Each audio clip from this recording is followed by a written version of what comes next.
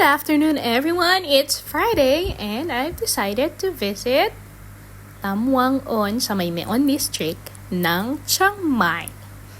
And na-check ko naman yung ruta, yes. Na-check ko naman yung reviews, yes. Ang hindi ko na-check, how steep the road going there. O, di ba? Ang galing. And dito guys, nagtataka na ako, bakit isa lang yung nakasalubong kong sasakyan? And siguro kasi hapon na din or baka morning pa nandun yung mga tourists, I don't know. Pero dito, as you can see, ayan, nagsisimula na ang paakyat. And dito pa lang guys, I'm convincing myself, kaya yan. Hindi naman ganun kataas or hindi naman ganun ka-steep yung kalsada. Little did I know, ang kasunod nito ay mas mataas na guys and pa-zigzag na siya. Buti na lang wala akong kasunod, kasalubong sa mga oras na to. And this one, napansin ko yung car na nakapark sa may right side and yung mga unggoy. Dito ako nalula sa susunod na akyatan ng kalsada. So, huminto muna ako. And tinignan yung map. Yes, malapit na ako. Pero, nag-decide ako na mag-U-turn na lang.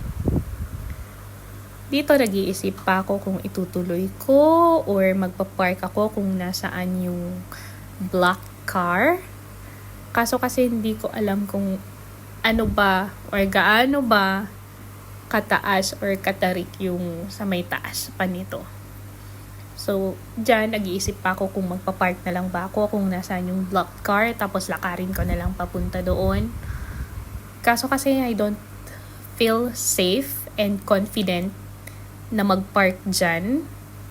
And I don't see any tourist van or mga turista na paakyat din dun, kaya baba na tayo guys. Dito kinakabahan na ako guys kasi parang dadaus-dus ako pababa. Buti na lang wala akong kasalubong or kasabay or kasunod dito sa kalsada. Sa kabilang dako, I'm still happy kasi I'm able to drive away from the city.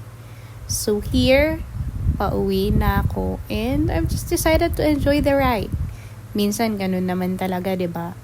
We have to prioritize our safety first kesa sa ipagpilitan natin na ituloy yung lakad baka kung ano pa yung mangyari sa atin. So, to my sister, if you're watching this, naiuwi ko po ang motor in one piece, safe and sound. That's it. See you on my next vlog. Char.